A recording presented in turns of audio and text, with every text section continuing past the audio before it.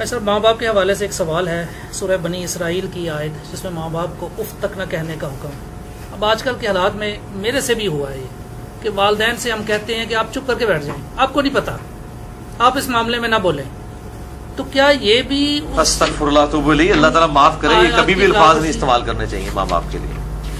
اچھا سوال کریں آپ؟ سوال یہی ہے کہ کیا یہ ایسا کہنا بھی ان آیات کی خلاف ورزی ہے؟ سرکار یہ سب سے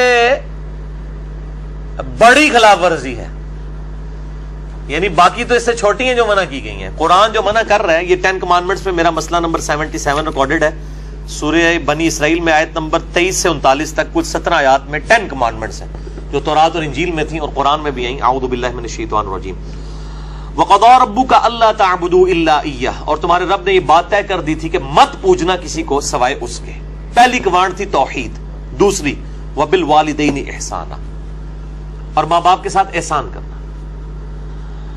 قرآن حکیم میں کم از کم 4 مقامات پہ توحید کے فوراً بعد اللہ تعالیٰ نے ماں باپ کا ذکر کیا، اور اس کا ضربہ سلام ایپیکس یہ ہے سورہ بنی اسرائیل، اس سے زیادہ کہیں نہیں ڈیٹیل آئی ہے اور نہ سینسٹیویٹی کا لیول۔ اما یبلغن عندک الکبر، اگر وہ پہنچ جائیں تمہاری موجودگی میں بڑھاپے کی حالت کو، احدہما او کلاہما، چاہے دونوں میں سے ایک چاہے دونوں۔ وہ صحیح مسلم میں حدیث ہے، آپ صلی اللہ علیہ وآلہ وسلم نے فرمایا کہ برباد ہو جائے وہ شخص جس کو ماں باپ دونوں یا دونوں میں سے کوئی ایک بڑھاپے کی حالت میں ملے اور ان کی خدمت کر کے جنت نہ کما سکے۔ یہ صحیح مسلم میں ہے، مسلم میں تو اتنی ہی ہے، لیکن ترمذی کے اندر اور مستدرک للحاکم میں وہ بڑی ڈیٹیل حدیث ہے کہ آپ صلی اللہ علیہ وآلہ وسلم 3 سیڑھیاں چڑھے، پہلی سیڑھی پہ فرمایا آمین، پھر دوسری پہ آمین، پھر تیسری پہ آمین۔ پوچھا گیا تو آپ فرمایا کہ جبرائیل علیہ السلام آئے تھے، انہوں نے کہا کہ آپ اللہ کے رسول صلی اللہ علیہ وآلہ وسلم میری دعا پہ آمین کہیں کہ برباد ہو جائے وہ شخص جس کے سامنے آپ کا ذکر ہو اور وہ آپ پر درود شریف نہ پڑھے، اللہم صلی علی محمد وعلی آل محمد، تو میں نے کہا آمین۔ پھر انہوں نے کہا کہ برباد ہو جائے وہ شخص کہ جس کو ماں باپ یا دونوں یا دونوں میں سے ایک کو بڑھاپے کی حالت ملے، ان کی خدمت کر کے وہ جنت نہ کما سکے، میں نے کہا آمین۔ اور تیسرا، برباد ہو جائے وہ شخص جس کو رمضان کا مہینہ ملے اور وہ اپنی مغفرت نہ کروا سکے، آپ نے فرمایا آمین۔ مختلف طریق میں یہ ترتیب ڈیفرنٹ ہے، بہرحال یہ تینوں باتیں۔ اور مسلم شریف میں اتنے الفاظ ہیں، وہ صحیح مسلم میں کہ برباد ہو جائے وہ شخص جس کو ماں باپ دونوں یا دونوں میں سے ایک بڑھاپے میں ملے اور وہ ان کی خدمت کر کے بخشش نہ کر سکے۔ یہ تو ایک ہے، یہ سائملٹینیس کنٹراسٹ۔ دوسری طرف یہ ہے کہ اگر وہ پہنچ ہی جائیں تمہارے سامنے دونوں یا دونوں میں سے ایک بڑھاپے کی حالت میں، فلا تقل لہما اف، ان کو اف تک بھی مت کہنا۔ اف کی ٹرانسلیشن پنجابی میں ہو سکتی ہے یہ آپ کہہ رہے ہیں کہ جی تسی یہ کہو جو چپ کر کے بیٹھے رہو، تانوں نہیں پتا، یہ تے اللہ دے بندے ہو، یہ تے گال ہے، اللہ دے نزدیک تو اتنی بڑی یہ چیز ہے۔ اللہ تو کہہ رہا ہے کجروی سے یہ بھی نہیں کہنا ہوں، یعنی وہ بات کر رہے ہو اور آپ ان کو صرف اتنا رسپانس کرتے ہیں، بس ایویں لگے ہوئے، یہ بھی نہیں، جملہ بھی نہیں بولتے، آپ کہتے ہیں ہاں تاک لے، یہ اس کو منع کیا گیا ہے، وہ تو بہت بڑی بات ہے۔ ان کو اف تک بھی مت کہنا، ولا تنہرہما، اور ان کو مت جھڑکنا، وقل لہما قولا کریما، اور بات بڑی نرمی سے ان کے ساتھ کرنا، واخفض لہما جناح الذل من الرحمہ، اور اپنے عاجزی کے ساتھ کندھے جھکا کے رکھنا ان کے سامنے۔ یعنی آپ غیر اللہ کے سامنے جھک نہیں سکتے اتنا کہ آپ کے ہاتھ گھٹنوں تک لگ جائیں، ماں باپ کے سامنے بھی آپ اتنا جھکیں کہ ہاتھ گھٹنوں تک نہ لگیں، یعنی حالت رکوع نہ بنے، اس سے پہلے یعنی آپ نے ایسے ان کے سامنے رہنا، جی ابا جی، جی امی جی، اس طرح اپنے عاجزی کے ساتھ کندھے جھکا کے رکھنا۔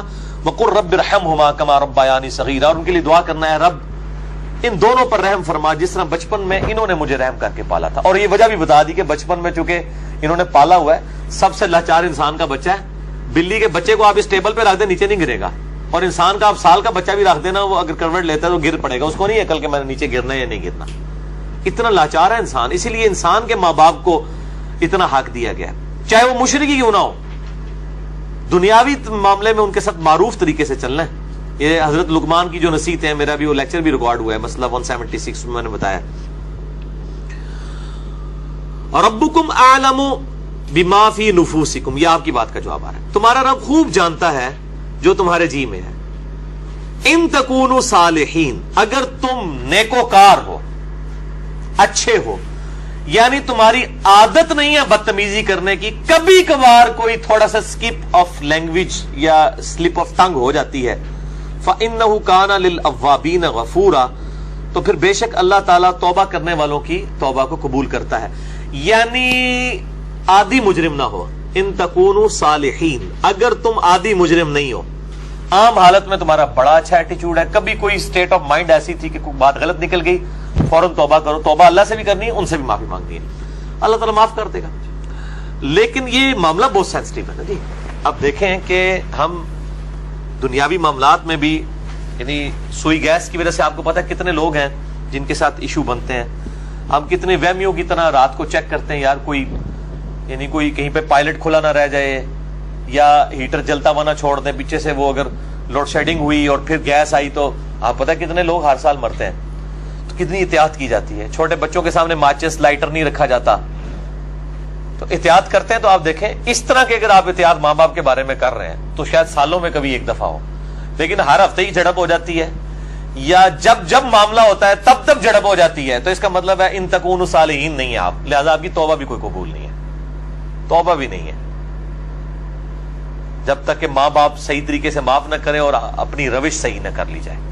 تو اس میں یہ بہتر، یہ میں نے بھی دیکھا ہے، مطلب میری بھی ایک بڑی ایکسٹروورٹ نیچر ہے، تو مطلب بعض اوقات ماں باپ کو یعنی ایک بچپنے کی طرف، سورہ حج میں آتا ہے کہ اللہ تعالیٰ رذیل عمر تک لٹا دیتا ہے کہ کئی چیزیں جاننے کے بعد کچھ نہ جانے. بوڑھے اور بچے برابر ہوتے ہیں. میری بھی یعنی الحمدللہ دادی ماں کی عمر 90 سال ہو چکی ہے. میں یعنی آج سے 10 سال پہلے دیکھتا ہوں اور اب ان میں کافی فرق آیا. یعنی بالکل بچوں والی آتے ہیں، چھوٹی چھوٹی بات کو مائنڈ کرنا. تو میں اپنے ماں باپ کو بھی سمجھاتا رہتا ہوں، وہ ابھی بھی ان کے ساتھ اسی طرح مقابلہ کر رہے ہوتے ہیں ادب کے دائرے کے اندر. تو میں ان کہتا ہوں ان کے ساتھ مقابلہ بنتا ہی نہیں ہے. جیسے چھوٹا بچہ تو آپ کو 5 دفعہ پوچھے گا کہ بابا یہ کیا ہے، تو آپ بتائیں گے پیار سے، پھر اس کی بھی آگے سے وہ کیڑے نکالے گا. تو اب وہ کئی بار بھول جاتی ہیں، مجھ سے بار بار پوچھ رہی ہوتی ہیں، تو میرے سامنے یہ آیات ہوتی ہے نا، تو میں وہ 10 دفعہ ایک بات اگر مجھ سے پوچھتی ہیں نا تو میں 10 بار جواب دیتا ہوں. میں یہ نہیں کہتا میں تو کل بھی دسیا سی، کیونکہ ظاہر ہے کہ اس عمر میں پہنچ کے رذیل عمر میں یہی کچھ ہو جاتا ہے.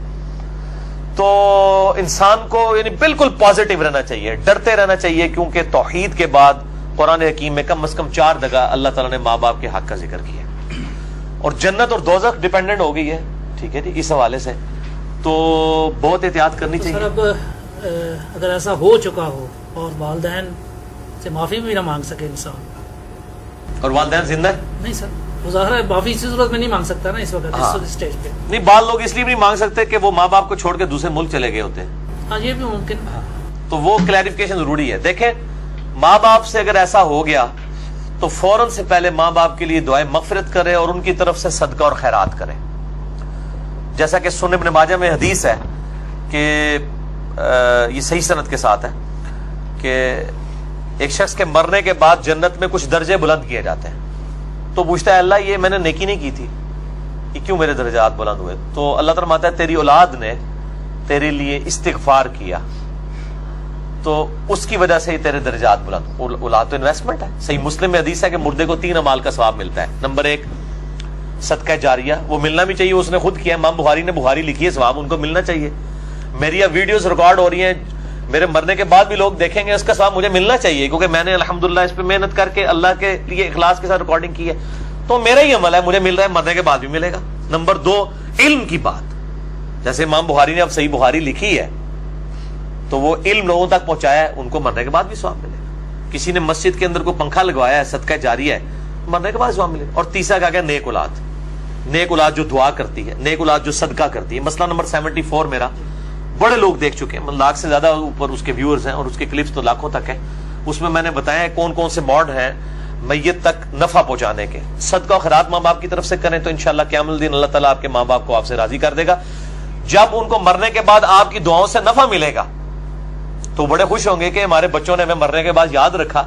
اور آپ کی دعاؤں کی برکت سے اگر وہ مشکل میں ہے مرنے کے بعد خدا نہ خواستہ اور وہ آسانی میں آ جاتے ہیں، اور اگر وہ آسانی میں ہے تو اس سے زیادہ آسانی میں چلے جاتے ہیں، تو وہ خود بخود آٹومیٹکلی خوش ہوں گے کہ میرے پتر نے میرے واسطے کیتا ہے، تو اللہ تعالیٰ ان کو راضی کر دے گا. اور ایک دوسری حدیث جو ابو داؤد میں ہے کہ ماں باپ اگر مر جائیں تو ماں باپ کے قریبی رشتہ داروں کے ساتھ اس نے سلوک کرو. ماں مر گئی ہے خالہ کے ساتھ اس نے سلوک کرو، باپ مر گیا تو چچا اور تایا کے ساتھ اس نے سلوک کرو، ایکویلنٹ وہ بھی چیز ان کے لیے آرام کا باعث ہے. اور دعا کریں، یہ جو دعا میں نے پڑھی ہے رب ارحمہما، اے رب ان دونوں پر رحم فرما، کما ربیانی صغیرہ، اے اللہ جب میں بچپن میں چھوٹا بچہ تھا جس طرح انہوں نے مجھ پر رحم کیا تو بھی ان پر رحم فرما. یہ آپ تشہد میں دعا لازم کریں، ہم تو مانگتے ہیں چاہے ماں باپ زندہ ہیں مر چکے ہیں، دونوں صورتوں میں ماں باپ کے لیے دعا کرنی ہے. ہم لوگ سمجھتے ہیں بندہ مر جائے ادھر سے دعا کرنی ہے، اور بھائی زندہ ہے جڑا یہ مر گیا، دونوں صورتوں میں دعا تو کرنی. دعا کی ضرورت تو زندوں کو زیادہ ہے، اس لیے کہ مرنے والے تو چلے مر گیا، زندے بندے جو ہے وہ اس کے پاس تو چانس ہے کہ وہ اللہ کی طرف لوٹ آئے اور وہ گمراہی کا راستہ چھوڑ کے اچھائی کا راستہ، اور اگر اچھائی کے راستے پہ تو استقامت اختیار کرے تو دعا کرنی چاہیے. اور یہ دعا ضرور کرنی چاہیے، اللہم اہدنا الصراط المستقیم صراط الذین انعمت علیہم غیر المغضوب علیہم ولا الضالین، آمین.